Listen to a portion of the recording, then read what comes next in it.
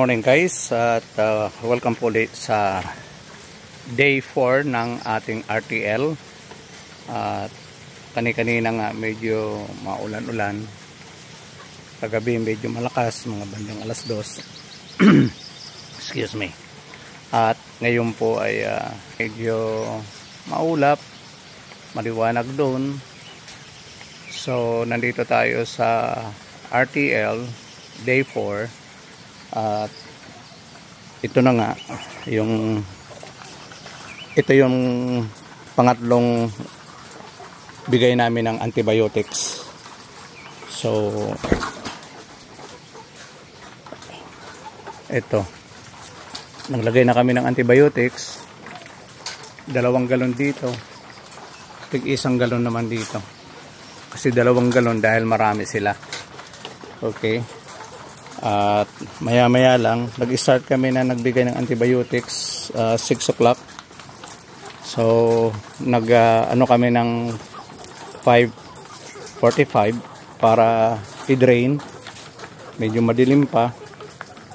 So ito nga ito yung drain ano natin. Dito binubuksan lang to. Binubuksan lang yan, saka yun doon sa pangatlo. At tutulo na yun doon. So, drainin natin lahat yung tubig nung kagabi. At ito nga yung close valve natin.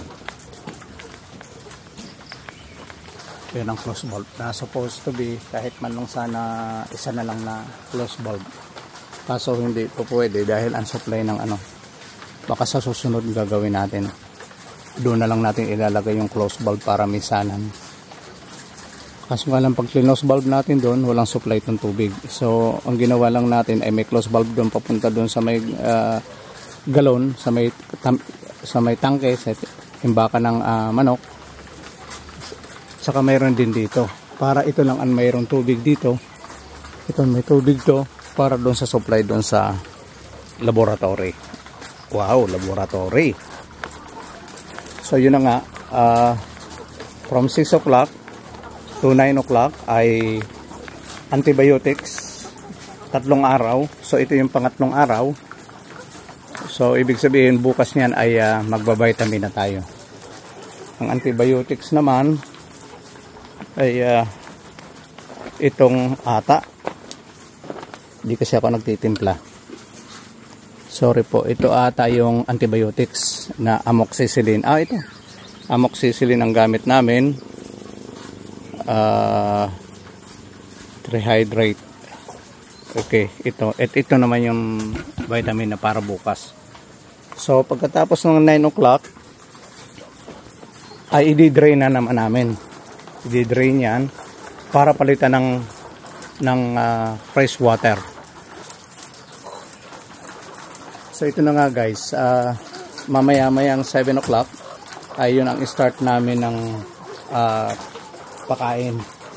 Ngayon ay magdadagdag ako ng 1 kilo kasi usually ang binalagay ko is 6 kilos.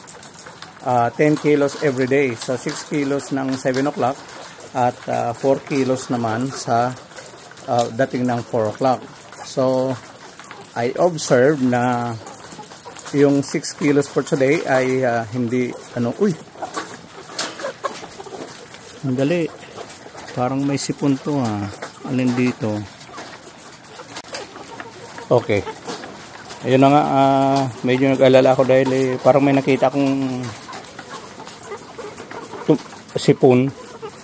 Pero tinitingnan ko to. Parang wala naman. Okay. So yun na nga ang gagawin nga natin ngayon ay magdadagdag tayo ng 1 kilo. 1 kilong sa nila, kinakain nila. Kasi parang kulang na yung 6 kilos na kinakain nila. So additional 1 kilo. So pagdating naman ng hapon ay siguro yun na rin, 4 kilos pa rin. Pero titignan natin kasi kahapon nga nagdagdag din ako ng konti lang naman. So ngayon yun ang gagawin natin na magdadagdag tayo para maano sila. Kasi sabi nga ng iba 3 times a day ang pakain. Pero subukan muna natin ang 2 times a day. O bagong inom ka lang. So i-continuous natin guys. Sabi ko nga na ngayon ay dati kasi 10 kilos, ngayon ay magdadagdag tayo ng isa. So 11 kilos na ngayon. Itong day 4 natin na dito sa RTL. So ang isang sako ay sa loob lang ng 1 linggo.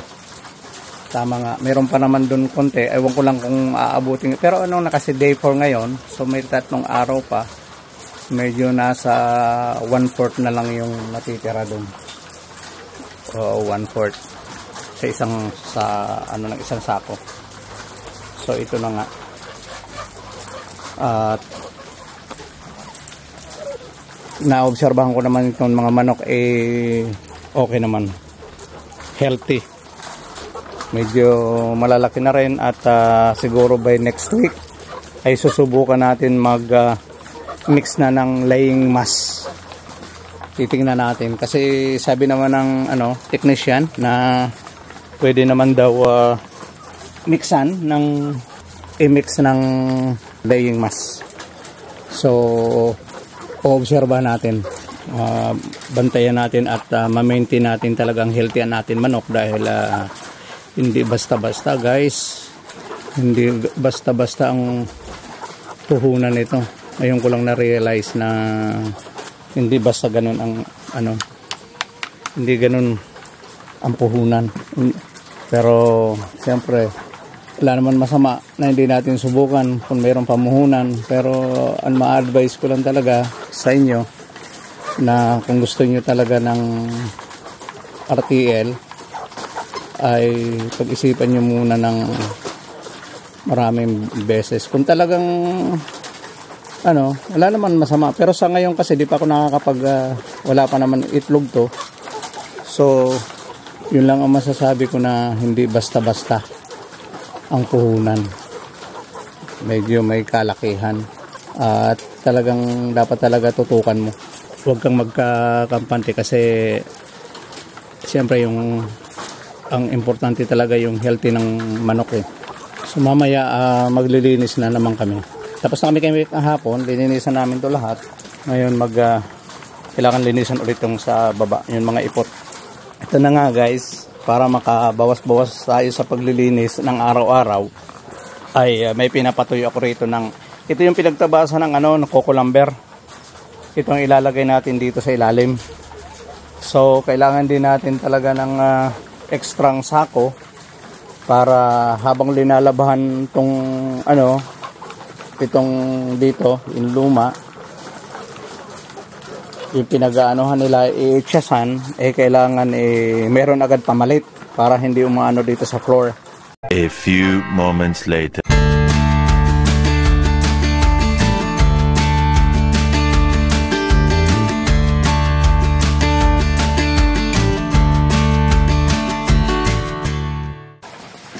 Magandang sana continuous ang na to. Kasi nag-ano ako guys kahapon, di ko lang na i-video. Ako ang gumawa. Nagpakuha ako ng kahoy at ito, lalagyan ko kasi ng bakod dito. Ito, panibago na naman tayong expenses. Kasi gusto ko kasi na i-close to. Although na amin naman tong lugar na to. Pero siyempre ito kasi dinadaanan ng mga ibang tao. So ang ginawa ko linipat ko yung daanan. Kasi mahirap naman kasi pag gabi baka pumasok sila rito. So ang ginawa ko, ang daanan doon na lang sa may kabila. So guys, hanggang dito na lang po. At pag nag-enjoy kayo sa paki-support lang sa ating video, paki-support lang lalo na sa mga shoutout sa ating mga subscribers at ating mga viewers. Pag bago ka pa lang, please don't forget to subscribe at i-click na rin ang notification bell para ma-update kayo lagi sa mga video na ina-upload ko. Lalo na sa mga na mag-RTL, kailangan ko po yung advice nyo kung ano ang dapat kong gawin dito sa panibago natin business. So, thank you for watching at God bless. Bye!